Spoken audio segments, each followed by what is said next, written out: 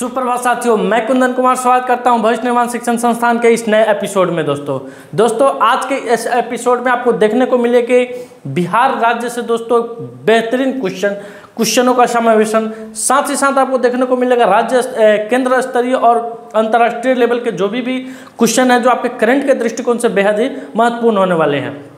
साथ ही हर एक क्वेश्चन से फैक्ट बताया जाएगा और वीडियो के लास्ट में आपसे क्वेश्चन पूछा जाएगा, तो आप वीडियो के लास्ट तक बने रहिएगा और पूछे हुए प्रश्न का उत्तर आपको कमेंट सेक्शन में जाकर देना है। तो चलिए शुरू करते हैं, आगाज करते हैं, श्री गणेश करते हैं इस शानदार सेशन का एक शानदार मोटिवेशनल कोटेशन के साथ। क्या है दोस्तों कोटेशनल?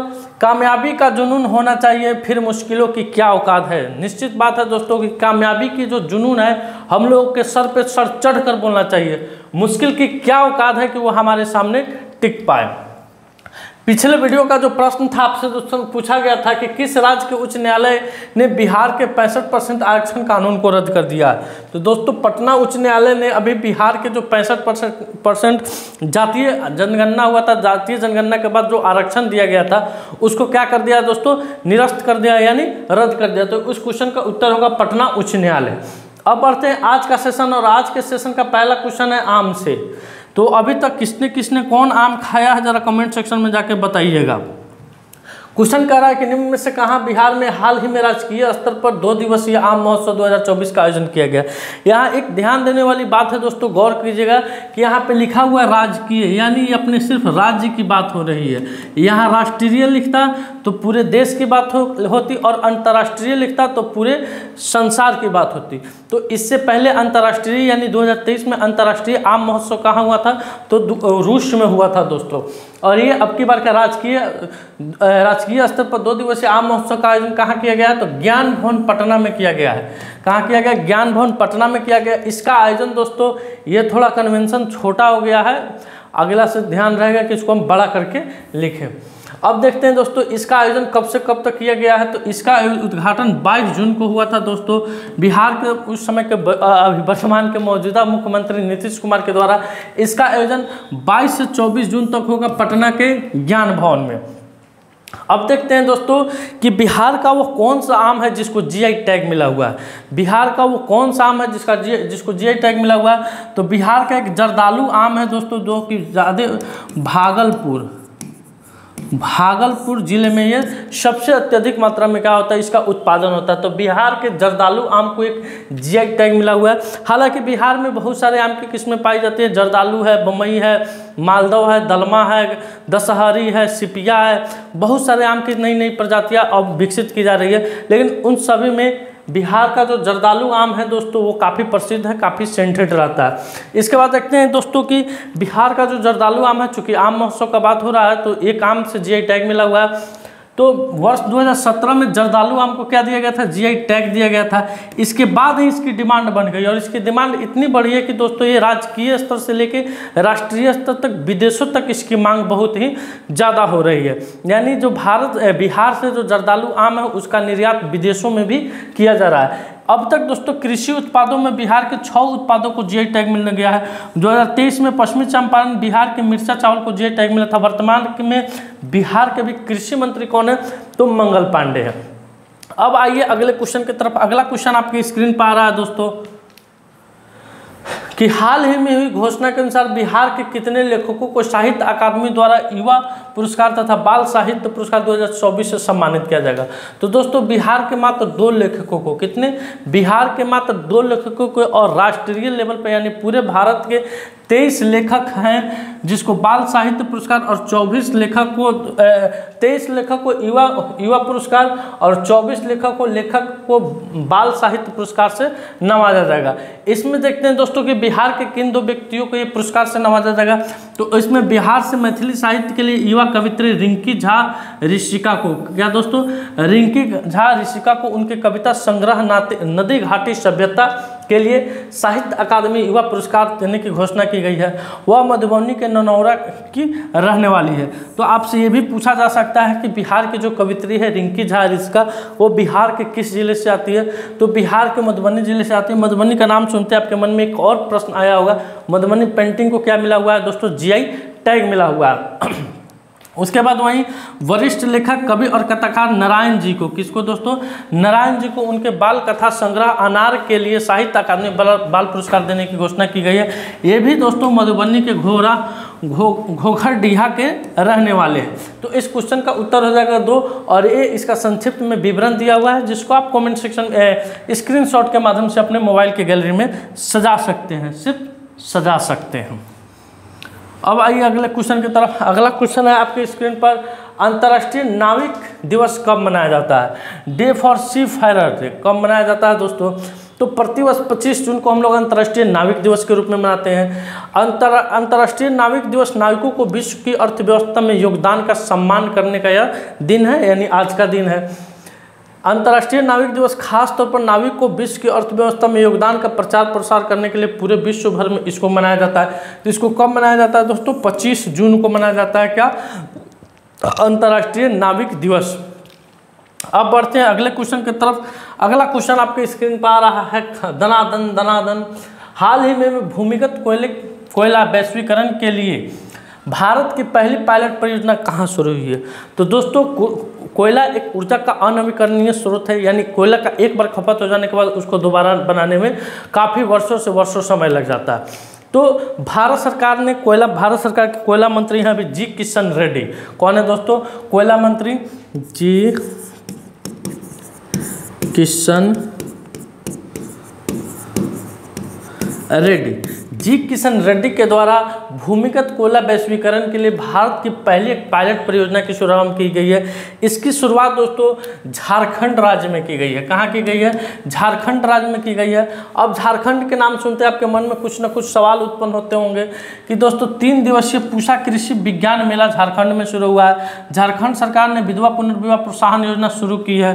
प्रदीप कुमार को झारखंड उच्च न्यायालय में अस्थायी न्यायाधीश नियुक्त किया गया है। झारखंड सरकार ने आदिवासियों और दलितों की वृद्धावस्था की पेंशन आयु घटाकर 50 कर दी है। जो पहले आयु 60 वर्ष की थी अब उसको 50 वर्ष कर दी गई है, यानी अब 50 वर्ष की उम्र में ही उनको क्या मिलने लगेगा? वृद्धावस्था का पेंशन मिलने लगेगा। प्रधानमंत्री मोदी ने 10,000वें जन औषधि केंद्र का उद्घाटन देवघर में किए हैं। अब बढ़ते हैं अगले क्वेश्चन की तरफ। अगला क्वेश्चन है आपके स्क्रीन पर कि हाल ही में डोपिंग रोधी नियम के उल्लंघन के लिए नाडा ने किसे एक बार फिर से निलंबित कर दिया गया है? तो दोस्तों ये बजरंग पुनिया है। हाल ही के दिनों में जनवरी माह में ये काफ़ी सुर्खियों में रहे थे आंदोलन के चलते। तो एक बार फिर नड्डा, अब नड्डा आपके मन में आता होगा तो जेपी नड्डा नहीं है, ये मत समझ लीजिएगा कि जेपी नड्डा के बारे में बात किया जा रहा है। नड्डा दोस्तों राष्ट्रीय डोपिंग रोधी एजेंसी नड्डा भारत में सभी खेलों में डोप के उपयोग को, डोप मतलब दोस्तों नशा के उपयोग को नियंत्रित करने और निगरानी करने के लिए जिम्मेदार राष्ट्रीय संगठन है। नड्डा विश्व डोपिंग रोधी एजेंसी द्वारा बनाए गए नियमों के अनुसार डोपिंग रोधी नियमों और नीतियों को अपनाने और लागू करने से संबंधित एक संस्था है। इसका काम क्या है कि दोस्तों खेल के समय कौन खिलाड़ी नशा का सेवन करके खेल खेल रहा है, अगर पकड़े जाने पर उस पर क्या लगाया जाता है? प्रतिबंध लगाया जाता है। तो अभी एक पेशेवर क्या है, कुश्तीबाज है बजरंग पुनिया। क्या है नाम दोस्तों इनका? बजरंग पुनिया। इन्हें एक बार फिर से नड्डा के द्वारा क्या कर दिया गया है? निलंबित कर दिया गया।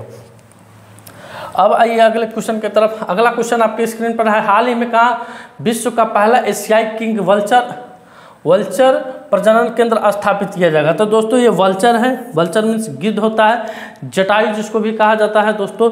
इनका सम्मान रामायण के काल से ही किया जाता है।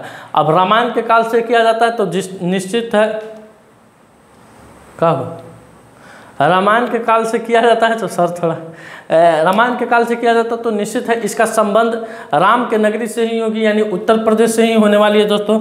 आइए जानते हैं कि उत्तर प्रदेश सरकार ने एशिया में पहली जटायु संरक्षण केंद्र खोलने की घोषणा की है। तो उत्तर प्रदेश सरकार महाराजगंज में जटायु संरक्षण एवं प्रजनन केंद्र की स्थापना करेगी, जो 2007 के IUCN की लाल सूची में सूचीबद्ध गंभीर रूप से लुप्तप्राय एशियाई किंग वल्चर को समर्पित है। आपको ये मालूम होना चाहिए कि 2007 में दोस्तों IUCN के द्वारा यह घोषणा किया गया था कि वल्चर क्या है, लुप्तप्राय की सूची में शामिल हो गया है। यह केंद्र घरेलू पशुओं में निवास स्थान के नुकसान और डाइक्लोफेनस के उत्पन्न खतरों को संबोधित करेगा। इस केंद्र का उद्देश्य बढ़ते गिद्धों के अच्छे स्वास्थ्य की सुनिश्चित करना और उन्हें एक जोड़ा प्रदान करना है दोस्तों। गिद्ध से हमारे जीवन में क्या फ़ायदा होने वाली है दोस्तों कि जितने भी मवेशी मरते हैं आज हम उनको सड़कों के किनारे फेंक देते हैं दोस्तों। तो जब गिद्ध हुआ करती थी वो गिद्ध उनको नोच नोच के खा जाया करते थे, जिससे हमारा वातावरण क्या रहता था, सुगंधित रहता था। अब आइए अगले क्वेश्चन की तरफ। अगला क्वेश्चन आपकी स्क्रीन पे आ रहा है कि हाल ही में NTA के नए महानिदेशक कौन बने हैं। तो दोस्तों एक बार पहले जान लेते हैं NTA क्या है दोस्तों। NTA ये क्या है? तो देश में विभिन्न प्रतियोगी परीक्षाओं के आयोजन की जिम्मेवारी संभालने वाली राष्ट्रीय परीक्षण एजेंसी को ही NTA कहा जाता है। हाल ही में कड़ी आलोचना का सामना कर रहे NTA यानी राष्ट्रीय परीक्षा एजेंसी दोस्तों हाल ही में ही सुर्खियों में है। क्यों सुर्खियों में है? तो नीट के एग्जाम के पेपर लीक के मामले में क्या है, सुर्खियों में। तो इसके एक नए महानिदेशक नियुक्त किए गए हैं। तो कौन है नए महानिदेशक दोस्तों? परवीन सिंह खरोला, ये हैं NTA के नए महानिदेशक नियुक्त किए गए हैं दोस्तों। अब आइए अगले क्वेश्चन की तरफ। अगला क्वेश्चन आपके स्क्रीन पर आ रहा है कि हाल ही में विश्व के सबसे पुराने दीमक के टीले कहाँ पाए गए हैं। तो दोस्तों आप तस्वीर में दिख रहे हैं दीमक है, और दीमक जिस घर में लग जाए उस घर को नष्ट कर देता है, जिस पुस्तक में लग जाए उस पुस्तक को नष्ट कर देता है, जिस पहाड़ में लग जाए उस पहाड़ को नष्ट कर सकता है। यानी एक बहुत ही खतरनाक छोटा छोटा क्या होता है, जंतु होता है। तो अभी विश्व के सबसे पुराने दीमक टीले का पता दक्षिण अफ्रीका में लगा है। कहाँ लगा है दोस्तों? दक्षिण अफ्रीका में लगा है। जानते हैं इसके बारे में। रेडियो कार्बन डेटिंग से पता चलता है कि नाम क्वांडोलैंड के दीमक के टीले, जिन्हें ह्यूल्टीज कहा जाता है, विश्व के सबसे पुराने आबाद दीमक के टीले हैं, जो 34,000 से 13,000 वर्ष पुराने हैं। कितना पुराने वर्ष पुराने हैं दोस्तों? 34,000 से 13,000 वर्ष क्या है ये पुराने हैं। ये टीले कार्बन के भंडारण में महत्वपूर्ण भूमिका निभाते हैं। दीमक कार्बनिक पदार्थों को मृदा में गहराई तक ले जाते हैं, जिससे दीर्घकालीन कार्बन सिंक बनते हैं और कार्बन चक्र प्रभावित होता है। अब आइए अगले क्वेश्चन की तरफ। अगला क्वेश्चन है कि हाल ही में सोनी पिक्चर्स के MD और CEO किसे नियुक्त किया गया है। तो दोस्तों अभी सोनी पिक्चर्स के MD और CEO गौरव बनर्जी को नियुक्त किया गया है। अब दोस्तों आपके सामने स्क्रीन पे ये दिख रहा होगा, ये हाल फिलहाल की नियुक्तियाँ है, जरा देख लेते हैं। सुधाकर राव पापा को BSNL में निदेशक नियुक्त किया गया है। गृह मंत्रालय ने अश्विनी कुमार को दिल्ली नगर निगम का आयुक्त नियुक्त किया है। धनलक्ष्मी बैंक ने अजीत कुमार केके को प्रबंधक निदेशक बनाया है। अनुराग बत्रा को अंतर्राष्ट्रीय टेलीविजन अकादमी का सदस्य चुना गया है। तिरुमला तिरुपति देवस्थान के नए एग्जीक्यूटिव ऑफिसर जो श्यामला राव को नियुक्त किए गए हैं। उपेंद्र द्विवेदी नए थल सेना प्रमुख नियुक्त हुए हैं। इंद्रपाल सिंह CCI के सचिव नियुक्त हुए हैं। राजप्रिय सिंह ग्रामीण विकास के निदेशक नियुक्त हुए हैं। और राकेश रंजन को कर्मचारी चयन आयोग का अध्यक्ष नियुक्त किया गया है। अगला क्वेश्चन आपके स्क्रीन पे आ रहा है दोस्तों कि हाल ही में भारत ने किस देश में अपना नया वाणिज्य दूतावास खोलने की घोषणा की है। तो दोस्तों भारत बांग्लादेश में, अभी बांग्लादेश की प्रधानमंत्री शेख हसीना जुल्फो वाली भारत के 2 दिवसीय यात्रा पे आई हुई है। इसी क्रम में दोस्तों बांग्लादेश ने नागरिकों के लिए ई-मेडिकल वीज़ा भी शुरू किया है। साथ ही साथ भारत अपना नया वाणिज्य दूतावास बांग्लादेश में खोलने की घोषणा की है। बांग्लादेश लेफ्टिनेंट जनरल वाकर उज़-जमान बांग्लादेश के नए सेना प्रमुख बने हैं। बांग्लादेश की प्रधानमंत्री ने मुस्लिम देशों के लिए साझा मुद्रा की वकालत की है। बांग्लादेश में 2 दिवसीय नजरुल महोत्सव शुरू हुआ है और खासी स्वतंत्रता सेनानी U तिरोट सिंह की प्रतिमा का अनावरण ढाका में किया गया है। अब आइए अगले क्वेश्चन की तरफ। अगला क्वेश्चन आपके स्क्रीन पे आ रहा है कि हाल ही में यूनेस्को की सूची में भारत का पहला साहित्यिक शहर कौन बना है। तो दोस्तों यूनेस्को का क्या काम है, जरा इन पर प्रकाश डालते हैं। तो संयुक्त राष्ट्र शैक्षिक वैज्ञानिक तथा सांस्कृतिक संगठन यूनेस्को संयुक्त राष्ट्र का एक घटक निकाय है। इसका कार्य शिक्षा, प्राकृतिक तथा समाज विज्ञान, संस्कृति तथा संचार के माध्यम से अंतर्राष्ट्रीय शांति को क्या देना है, बढ़ावा देना है। संयुक्त राष्ट्र की इस विशेष संस्था का गठन 16 नवंबर 1945 को हुआ था। इसने अभी हाल फिलहाल में दोस्तों केरल के कोझिकोड शहर को रविवार को यूनेस्को के आधिकारिक तौर पर भारत का पहला साहित्य सिटी ऑफ लिटरेचर घोषित किया है। अक्टूबर 2023 में कोझिकोड को UNESCO creative cities network UCCN की साहित्य श्रेणी में स्थान मिला है। तो इस क्वेश्चन का उत्तर क्या हो जाएगा, कोझिकोड हो जाएगा। दोस्तों ये कहाँ पड़ता है, तो ये केरल में पड़ता है। अब आइए अगले क्वेश्चन की तरफ। अगला क्वेश्चन आपके स्क्रीन पे आ रहा है। आज का सवाल, हाल ही में भारत सरकार ने स्वास्थ्य के क्षेत्र में बेहतर बनाने के लिए किसके साथ समझौता किया है। इस क्वेश्चन का उत्तर आपको कमेंट सेक्शन में जाकर देना है दोस्तों। दोस्तों आज का सेशन मेरा यही समाप्त हुआ। अगर ये वीडियो आपको अच्छा लगे, हेल्पफुल लगे तो वीडियो को लाइक कीजिएगा, शेयर कीजिएगा। चैनल पर नए हैं तो चैनल को सब्सक्राइब कीजिएगा। मिलते हैं आपसे अगले वीडियो में, तब तक के लिए धन्यवाद। अपना ख्याल रखिएगा। भारत माता की जय।